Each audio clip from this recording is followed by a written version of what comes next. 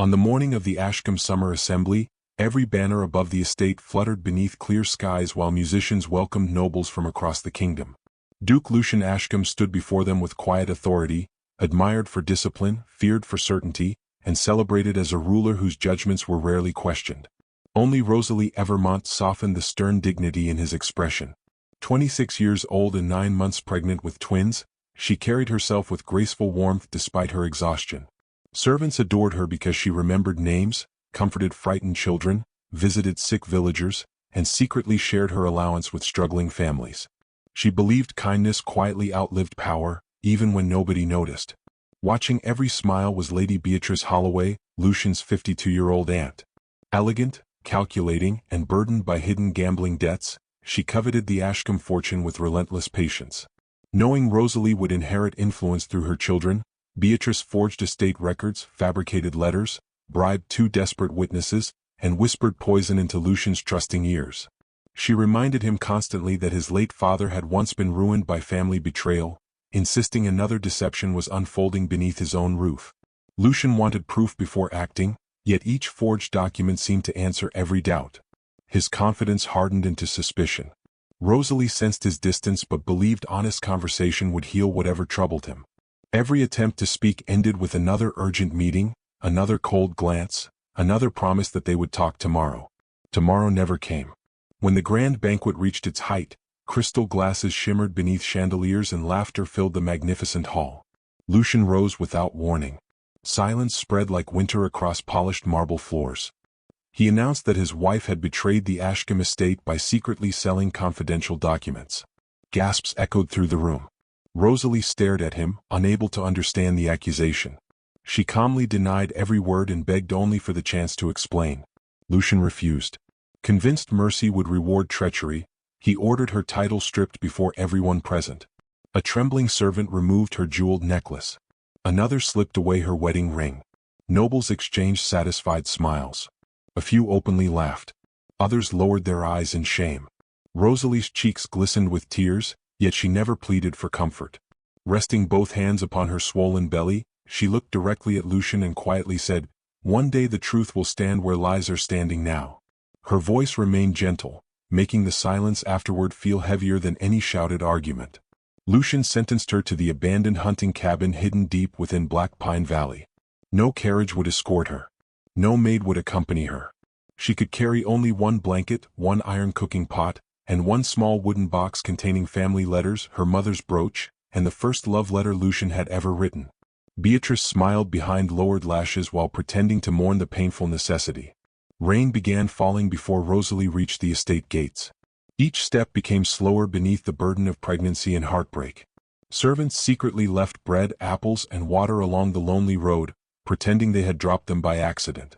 Frightened villagers watched from distant doorways, wiping silent tears because nobody dared challenge the Duke's command. Hours later the mountains swallowed the last traces of civilization. The abandoned cabin stood crooked beneath towering pines, its roof punctured by gaping holes, its walls split by age, its chimney collapsed into cold ashes. Wind whistled through broken windows. Damp earth covered the floor where a bed should have rested. Rosalie placed her treasured wooden box carefully upon a cracked table, then wrapped the blanket around her shoulders and whispered a prayer for strength instead of rescue. She opened the wooden box one final time before setting it beneath the driest beam she could find. Inside rested faded letters tied with blue ribbon, a tiny pair of knitted baby socks she had finished only days earlier, her mother's silver brooch, and the pressed wildflower Lucian had tucked into his first note during their courtship. None of those keepsakes held wealth, yet together they contained every hopeful promise she believed had shaped their marriage. She wondered whether the man she loved still existed beneath the anger clouding his heart or whether fear had completely replaced trust. Her thoughts drifted toward the twins. She imagined Elias laughing through summer fields and Clara filling empty rooms with songs, though she had never spoken those names aloud. Dreaming of their future steadied her breathing. She refused to let bitterness become the first inheritance they received. If they entered a world ruled by suspicion, she wanted them to discover compassion first through her example. She gathered fallen branches, stacked broken chairs against the cracked wall, and swept away damp leaves with determined movements despite the pain spreading through her back. Every small task became a quiet declaration that despair would not own this place.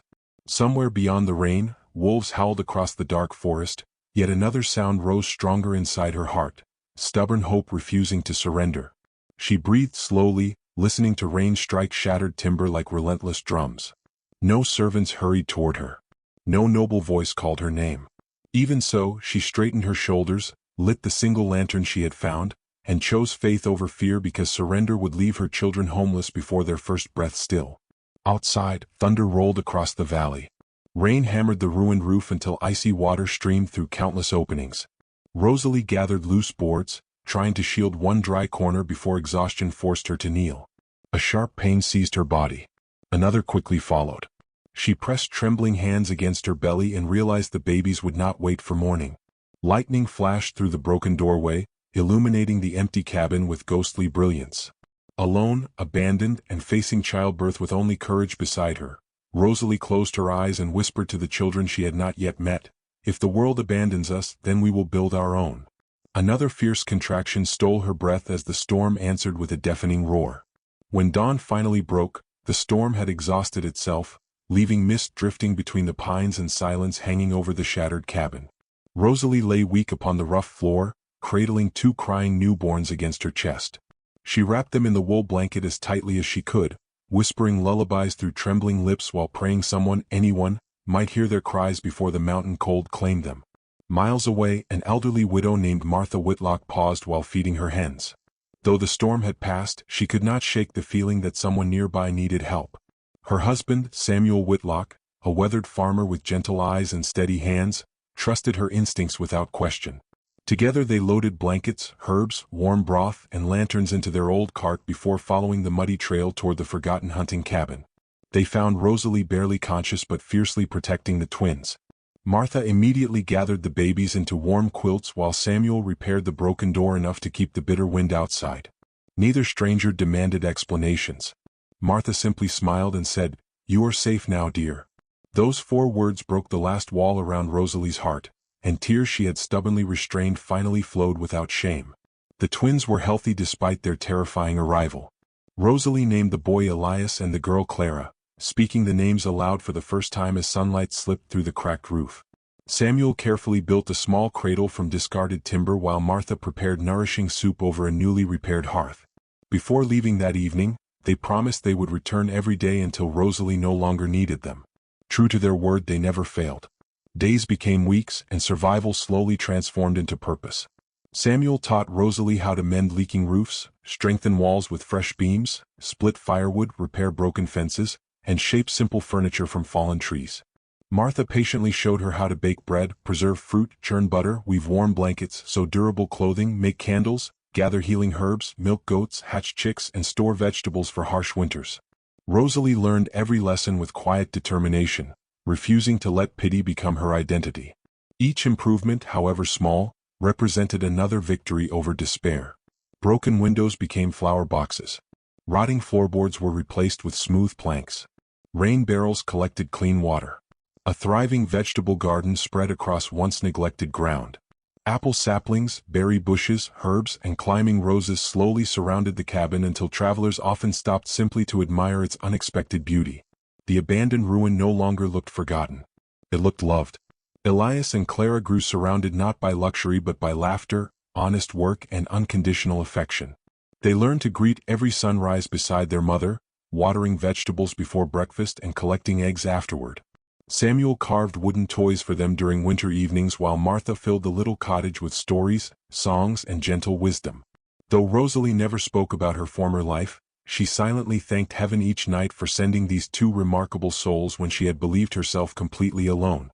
One autumn afternoon, Elias discovered a trembling golden retriever puppy caught beneath tangled branches near a hunting trail. Its leg was badly injured, and frightened hunters dismissed it as worthless. Rosalie carried the exhausted animal home, cleaned its wounds, and stayed awake beside it for 3 nights. When the puppy finally stood again, Clara hugged its neck with delighted laughter. They named him Bramble because hope, like wild brambles, could flourish in forgotten places. Bramble never left the family afterward.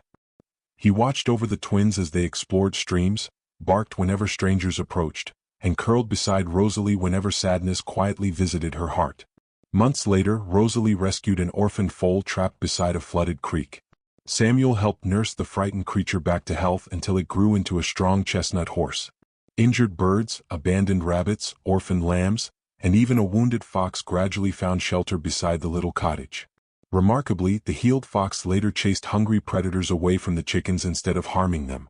Word quietly spread across the valley about the woman whose home welcomed both broken people and broken creatures. Neighbors began seeking her help, first with small requests, then with greater needs. She mended torn clothing for widows, baked bread for hungry families, shared vegetables with struggling farmers, prepared herbal remedies for fevers, and comforted grieving parents who had lost children. Whenever someone offered coins, she accepted only smiles or fresh seeds to plant. She insisted kindness multiplied only when freely given. Season followed season until the valley itself seemed transformed by her example. Families began helping one another without waiting to be asked. Children carried firewood to elderly neighbors. Farmers shared harvests after difficult summers. Lonely widows gathered together to weave blankets while young mothers exchanged bread, milk, and stories around Rosalie's warm table. Without intending to lead anyone, she quietly became the heart holding the scattered community together. Travelers passing through eventually started calling her the Lady of the Valley. The name embarrassed Rosalie, who believed true honor belonged to ordinary people choosing compassion despite hardship. Still, the title remained because everyone agreed no other description captured the quiet grace with which she lived. Nobody imagined this humble woman once wore silks inside magnificent halls or had been known throughout the kingdom as Duchess Rosalie Ashcombe. On the evening marking the twins' 9th birthday, lanterns glowed beneath flowering trees while neighbors gathered with homemade pies, music, and laughter. Elias thanked Samuel for teaching him carpentry. Clara embraced Martha for showing her how to heal both animals and people. Rosalie watched them together, realizing the family she had lost had slowly been replaced by one built through generosity instead of blood. Yet as darkness settled beyond the valley, unseen riders paused upon a distant ridge, watching the brightly lit cottage with cold, calculating interest. Far away, whispers about the mysterious woman reached ambitious ears, and curiosity mixed with envy prepared another cruel test for the peaceful valley ahead soon. 9 peaceful years had transformed Black Pine Valley into a place where neighbors measured wealth by shared harvests rather than overflowing coffers. At the center of that quiet miracle stood Rosalie, whose gentle hands had restored not only a ruined cabin but also the courage of countless weary souls. Yet kindness often unsettles hearts devoted to pride, and before long her growing reputation reached nearby noble estates whose owners resented being admired less than an unknown country woman. Every month wealthy landowners rode through the valley on hunting expeditions, dressed in velvet coats and polished boots that seemed determined to remain untouched by honest soil. They laughed whenever villagers praised the Lady of the Valley, dismissing her as nothing more than a peasant pretending to possess refinement. Their mockery soon turned into deliberate cruelty, for envy rarely remains satisfied with words alone. One crisp autumn morning Rosalie knelt among rows of thriving vegetables while Elias repaired a broken wheelbarrow nearby and Clara gathered herbs beneath flowering hedges. Without warning, 3 noble riders urged their expensive horses directly through the garden. Hooves crushed carrots, beans, pumpkins, and herbs beneath heavy iron shoes. Blossoms scattered across the muddy earth. The riders never slowed.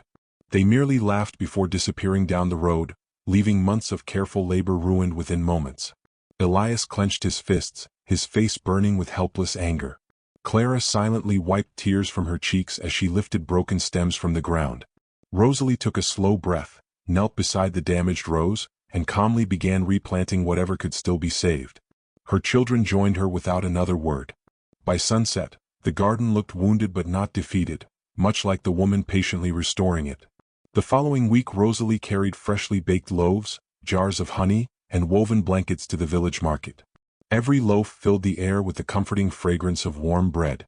Families eagerly approached her table until several noble women arrived wearing jeweled gowns and carefully arranged smiles. One elegantly gloved lady lifted a loaf with obvious disgust before tossing it into the muddy street. "Country bread belongs in country mud," she declared loudly. The marketplace fell silent. Rosalie bent down without protest, brushed away what dirt she could, and quietly set the damaged loaf aside. Rather than arguing, she carried it to 3 hungry children watching from nearby steps. They accepted it with grateful smiles that shone brighter than polished jewels. The noble women rode away laughing, never realizing they had only revealed the difference between privilege and character. Walking home together, Elias finally asked the question weighing upon both children. Why do people hurt those who never hurt them? Rosalie rested a gentle hand upon his shoulder before answering. Because wounded hearts sometimes mistake kindness for weakness. Clara looked toward the muddy loaf now disappearing inside grateful little hands. Shouldn't they be punished? Rosalie smiled sadly. If we let someone else's cruelty become our own, then they steal more than our happiness. They steal who we are. Promise me you will never allow bitterness to become your inheritance. Both children nodded, carrying those words deeper than any lesson written inside books. Winter arrived early that year with relentless storms unlike anything the valley had seen in decades. Snow buried roads, swallowed fences, and isolated entire families beneath mountains of white silence. Travelers vanished between frozen forests. Elderly couples found themselves trapped without food. Mothers struggled to keep crying babies warm as supplies dwindled dangerously low. Rosalie never waited for someone else to lead. She opened her cottage to every neighbor willing to help. Samuel organized firewood while Martha prepared herbs and medicines. Enormous black iron kettles simmered day and night with nourishing soup made from carefully preserved vegetables. Elias loaded steaming pots onto sturdy sleds. Clara packed blankets, bread, candles, and dried fruit into woven baskets before joining every rescue journey. Bramble raced fearlessly ahead through deep snow, barking whenever he discovered frightened travelers hidden beneath drifting banks. The rescued chestnut horse pulled medicine, firewood, and exhausted children across frozen trails that ordinary wagons could no longer cross. Even the healed fox prowled quietly around the cottages each night, chasing hungry wolves away from livestock and frightened families. One blizzard evening desperate knocking echoed through Rosalie's door. A frightened husband begged for help because his pregnant wife had gone into labor while snow blocked every road. Without hesitation Rosalie gathered blankets, herbs, hot water, and Martha before following him into the storm. Guided by Bramble's keen senses and the faithful horse's steady strength, they reached the isolated farmhouse just before midnight. Hours later the cries of a healthy newborn replaced fearful silence, and another family survived because compassion had traveled farther than comfort. On the journey home, Clara noticed faint sobbing beneath a snow-covered pine. Curled beside the frozen trunk sat a little girl wrapped in torn clothing, abandoned and barely conscious. Rosalie lifted the child into her arms without asking questions. Back at the cottage, strangers made room beside the fire, shared soup, and wrapped the frightened child in warm blankets. Nobody asked where she came from. Everyone cared only that she was safe. By spring the valley emerged changed forever. Families who had once lived as distant neighbors now worked like relatives.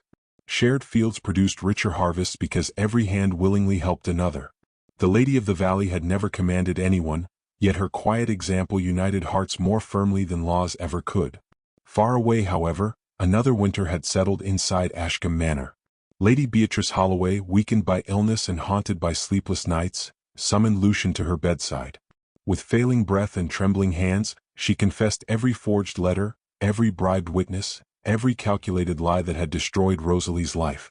As the truth shattered the last illusion protecting his pride, Lucian staggered backward, realizing the innocent woman he had condemned had endured 9 years of suffering because he had chosen suspicion over love. Lucian Ashcombe did not sleep after Lady Beatrice's confession. Every forged letter she surrendered felt heavier than iron, every whispered lie echoing louder than the applause that had once filled his grand halls. Before dawn he stood alone inside the silent ballroom where he had stripped Rosalie of her title.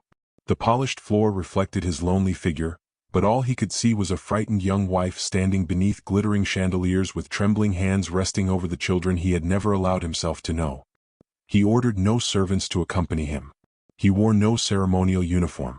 Leaving behind jeweled swords, royal banners, and every symbol of his rank, he saddled his oldest horse and rode toward Black Pine Valley carrying only food, blankets, medicines, and the unbearable weight of regret. The journey that had once seemed a simple punishment now stretched before him like a road leading into his own shame. Every mile revealed memories he had ignored for 9 long years. He recognized the lonely path where villagers had secretly left bread for Rosalie. He noticed faded footprints of abandoned cottages whose owners had since moved closer together for survival. Passing travelers spoke warmly about a remarkable woman known as the Lady of the Valley, whose kindness had saved countless lives during the Great Winter. None of them knew the silent rider listening with lowered eyes was the man who had driven her there. By afternoon the forest began to thin, revealing rolling meadows glowing beneath gentle summer sunlight. Lucian slowed his horse in disbelief. He remembered a place of broken trees and neglected ground. Instead he found orchards heavy with apples, neat vegetable fields, buzzing beehives, flowering hedges, and children chasing butterflies between colorful gardens. Smoke drifted peacefully from chimneys while laughter floated across the valley like birdsong. Nothing resembled the lonely wilderness where he believed Rosalie had been left to disappear. The ruined hunting cabin appeared at last, yet even that seemed transformed beyond recognition. Fresh timber strengthened its walls. Ivy climbed gracefully around bright windows framed by overflowing flower boxes. A wide porch held rocking chairs, baskets of herbs, and rows of drying lavender. Fruit trees shaded winding stone paths leading toward vegetable gardens bursting with life. Chickens wandered freely beside ducks, while rabbits nibbled clover without fear. The place radiated warmth so naturally that Lucian wondered whether he had ridden into another world entirely. Ashamed to approach, he tethered his horse beneath an ancient oak overlooking the cottage and remained hidden among its broad branches. From there he watched a scene no palace could have created. Rosalie stepped outside carrying a basket of fresh bread, her face touched by years of labor yet brighter with quiet peace than he had ever remembered. Time had added strength rather than bitterness. The sadness he expected to see had become calm dignity. A bent elderly widow approached using a worn walking stick. Before the woman reached the porch, Rosalie hurried forward, embraced her gently, and helped her inside for tea. Moments later Elias emerged carrying split firewood while Clara followed with clean blankets folded carefully in her arms. Lucian's breath caught as he studied them. His son carried his determined posture, while his daughter possessed Rosalie's compassionate eyes. The children he had imagined only in regret stood laughing beneath the same sunlight that once shone upon their parents. Throughout the afternoon Lucian remained hidden, unable to tear himself away. He watched Rosalie bandage an injured deer's leg before releasing it into the meadow. She shared bread with weary travelers who had nothing to offer in return. Children gathered around outdoor tables while she taught them letters by drawing words into soft earth with a stick. Elias patiently repaired a neighbor's broken wheel, and Clara comforted a frightened little girl rescued during the great winter. Everywhere Lucian looked, generosity seemed as ordinary as breathing. Bramble, now a magnificent golden retriever, rested faithfully beside Rosalie's chair until laughter from the twins drew him into another playful chase. Nearby, the rescued chestnut horse patiently allowed smaller children to brush its shining coat. Birds nested beneath the cottage roof without fear. Even the old fox appeared briefly at the edge of the woods before disappearing again. Every creature seemed to recognize the cottage as a place where suffering ended instead of beginning. Lucian remembered the rain-soaked evening when he had abandoned Rosalie with nothing except a blanket, a pot, and a wooden box. Looking around now, he realized every flower blooming beside the path had been planted by her hands. Every repaired fence, every thriving tree, every smiling child, every grateful neighbor existed because she had refused to surrender to despair. He had inherited wealth from generations before him. She had created abundance from splintered wood, empty soil, and heartbreak. Tears blurred his vision until the valley became little more than shifting colors. For the first time since childhood, the proud Duke openly wept without caring who might witness his grief. He whispered apologies carried away by the summer breeze before they could reach the woman who deserved to hear them. More than once he tried to step from behind the oak, yet guilt rooted his feet to the earth. How could he ask forgiveness from someone whose every joy had flourished only after escaping his cruelty? As sunset painted the sky with gold and crimson, Rosalie placed fresh loaves upon the windowsill while Elias and Clara chased Bramble across the orchard. Their laughter echoed through the valley, bright enough to make even strangers smile. Lucian slowly turned toward his waiting horse, believing he had forfeited forever the right to disturb the peaceful life they had built without him. Yet before he could mount, Bramble suddenly stopped running, lifted his head toward the old oak and barked once. Elias followed the dog's gaze, shielding his eyes from the fading sunlight, while Clara quietly reached for her brother's hand. Hidden no longer, Lucian stepped into the open, and time itself seemed to hold its breath. Bramble's bark shattered the evening stillness.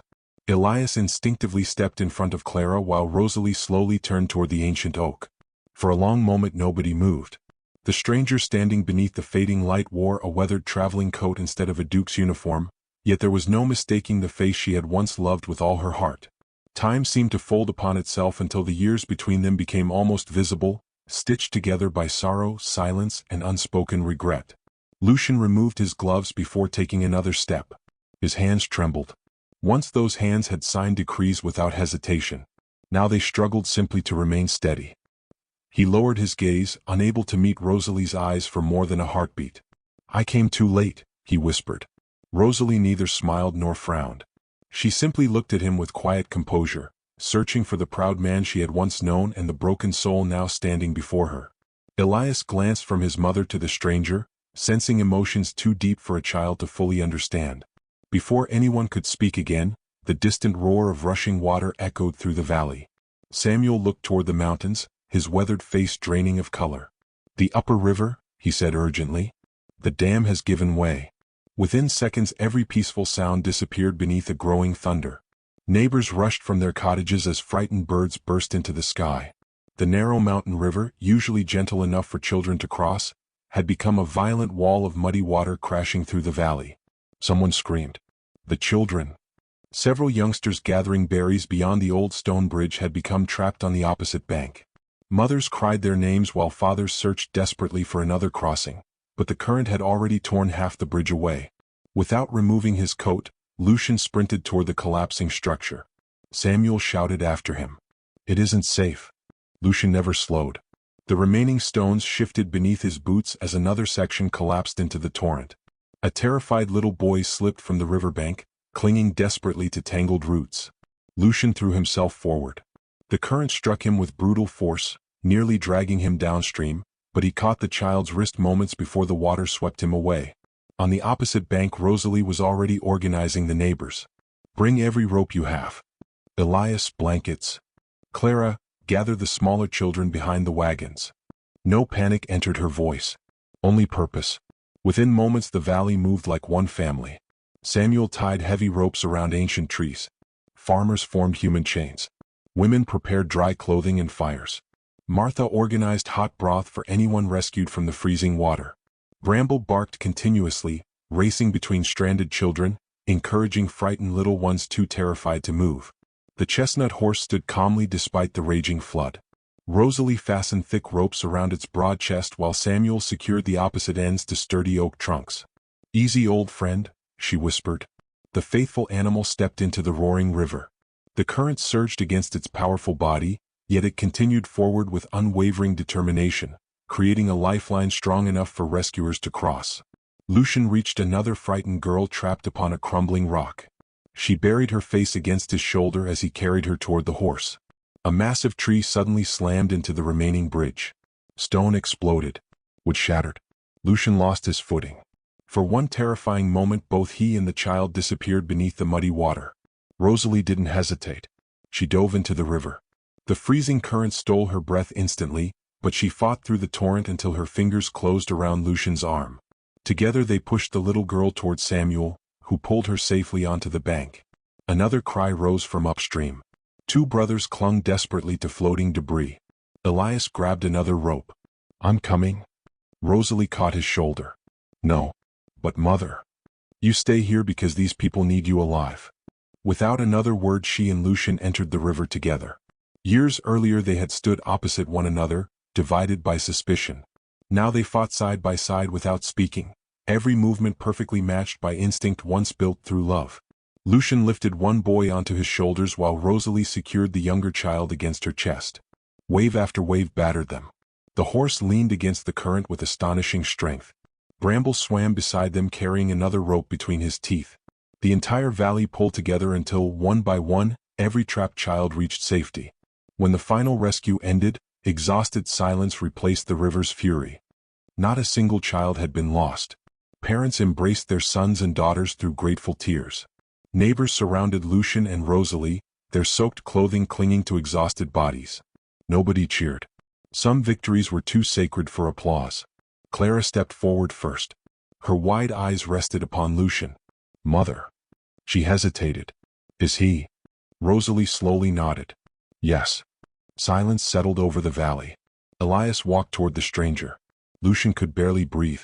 He expected anger, accusations, hatred. Instead the boy quietly asked, "Are you truly our father?" Tears streamed freely down Lucian's face. "Yes." Another pause followed. Elias studied him for several long seconds before asking the question that pierced deeper than any punishment. "If you truly came home, will you stay this time?" Lucian collapsed onto one knee in the wet grass. I left before I ever deserved to call myself your father." He turned toward Rosalie.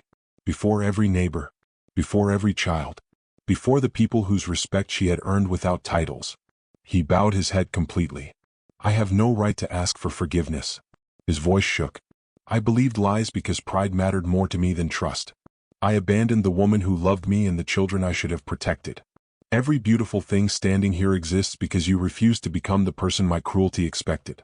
If my punishment is to spend every remaining day earning back your trust, I will accept it with gratitude." No one spoke. Only the river continued flowing. Rosalie stepped closer until she stood before him. For a long moment she said nothing. Then she gently lifted his chin so he would look into her eyes. "A house is rebuilt with wood," she said softly. "A family is rebuilt one honest day at a time." She did not promise forgiveness. She offered something harder. The opportunity to deserve it. Lucian nodded through tears. "I will never waste another day." He kept that promise. The Ashcombe estate was placed under trusted stewardship while Lucian permanently left its grand halls behind. He sold treasured luxuries that had once symbolized his rank and used the wealth to strengthen the valley Rosalie had built. A beautiful school welcomed every child regardless of birth. A small clinic opened beside Martha's herb garden. A flour mill ensured no family went hungry during winter. Comfortable cottages sheltered widows and orphans. Workshops gave struggling craftsmen meaningful work. Beside Rosalie's cottage rose a sanctuary where abandoned animals found lifelong care, with Bramble proudly greeting every frightened creature that arrived. Lucian never claimed ownership over any of it. Each morning he worked beside farmers repairing fences, planting orchards, carrying timber, and learning humility one ordinary task at a time. Children who once feared noblemen climbed onto his shoulders. Widows laughed as he stubbornly learned to bake bread under Rosalie's patient guidance. Elias taught him carpentry. Clara trusted him enough to help care for injured animals. Trust returned slowly, not through speeches, but through thousands of quiet acts repeated faithfully. Months later the king himself arrived with royal guards, prepared to restore Rosalie as Duchess of Ashcombe before the entire valley. After hearing her story, the king offered her back every title that had been stolen. Rosalie smiled warmly. "My home is already here." The king looked across the thriving valley, the laughing children, the blooming gardens, the rebuilt homes, and the people who stood together not because of law, but because of love. He lowered the royal decree. "Then let this place become greater than any title." That day he declared the valley Evermont Haven, placing it under permanent royal protection. By royal law, no widow, orphan, abandoned child, or hungry traveler could ever again be denied shelter, food, or dignity within its borders. Years later, beneath hundreds of glowing harvest lanterns, one impossibly long wooden table stretched across the meadow. Fresh bread, steaming soup, orchard fruit, roasted vegetables, and homemade pies filled every space. Neighbors laughed beside strangers who had become family. Bramble rested beneath the table while the faithful chestnut horse grazed nearby among laughing children. Elias carved new benches beside Samuel, Clara helped Martha serve warm cider, and Lucian stood beside Rosalie with flour on his sleeves instead of medals upon his chest. As music drifted through the golden evening, Rosalie slipped her hand quietly into his. No palace had witnessed their greatest triumph. No crown had restored what was broken. Love had returned not through power, but through humility, forgiveness, honest labor, and the simple courage to build together what cruelty had once destroyed forever.